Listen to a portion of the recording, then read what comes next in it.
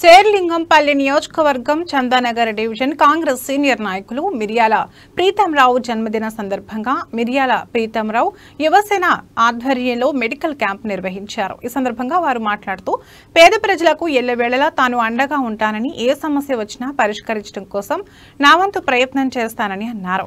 యువసేన ఆధ్వర్యంలో భారీగా ప్రజలు తరలివచ్చి జన్మదిన శుభాకాంక్షలు తెలియజేయడం చాలా సంతోషకరమని, ప్రజలు తమ నాయకుడు జన్మదినం చేసుకోవాలని, రాజకీయంగా ఎంతో ఎదగాలని ప్రజలు ఆశీర్వదించడం జరిగిందని అన్నారు.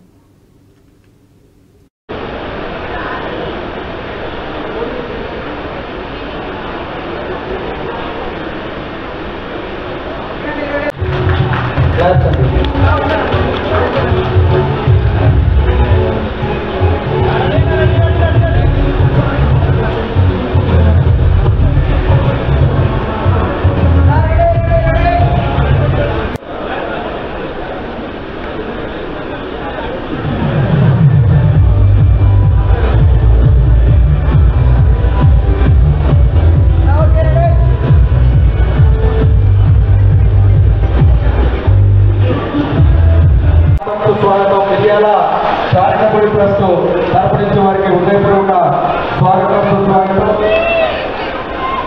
మరి ఉదయం నుంచి కూడా అనేక మంది పెద్దలు మిర్యాల ప్రీతంని మరి బర్త్డే అందరితో మరి పండుగలు పొందుతూ వారు ఈరోజు జన్మదినం చేసుకుంటున్నారు. మెడికల్ క్యాంప్ పెట్టడం జరిగింది. ఎందుకంటే ప్రజలు ఈ మధ్య చాలా వాళ్ళ ఒక యాక్టివిటీస్లో కానివ్వనండి, లేకుంటే సాఫ్ట్వేర్లో బిజీగా ఉండడం వల్ల కూడా చిన్న చిన్న వయసుల్లోనే 30 సంవత్సరాలు 40 సంవత్సరాలలో హార్ట్ అటాక్ ఇవన్నీ రావడం జరుగుతుంది.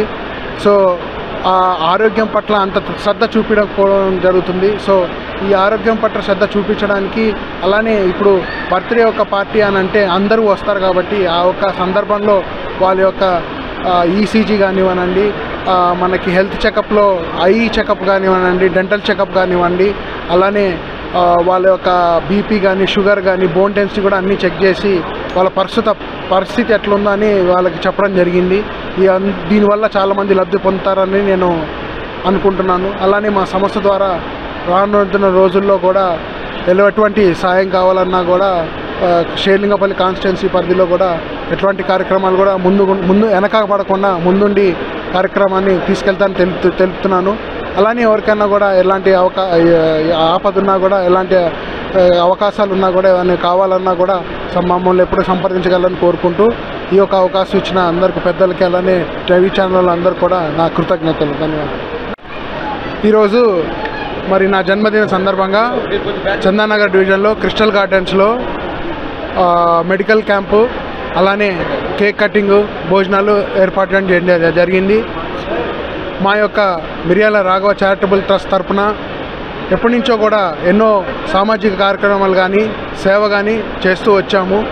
చూసుకుంటే గత 10 ఏళ్లుగా కూడా డివిజన్లో కానీ, కాన్స్టిట్యున్సీలో కానీ ఎన్నో రకాల పేదలకు సేవ చేయడం కానివ్వండి, లేకుంటే పిల్లలకి స్కూల్ ఫీజుకి హెల్ప్ చేయడం కానివ్వండి, గవర్నమెంట్ స్కూల్స్లో టేబుల్స్, చైర్స్ ఇవ్వడం కానివ్వండి, మళ్ళీ వృద్ధ ఓల్డేజ్ హోమ్లో వాళ్ళకు కూడా సహాయం చేయడం కానివ్వండి, ఇవన్నీ ఇట్లాంటి కార్యక్రమాలు ఎన్నో చేసుకున్నాం. మన కోవిడ్లో కూడా సీఎం రిలీఫ్ ఫండ్కి ఒక 10 లక్షలు ఇవ్వడం జరిగింది.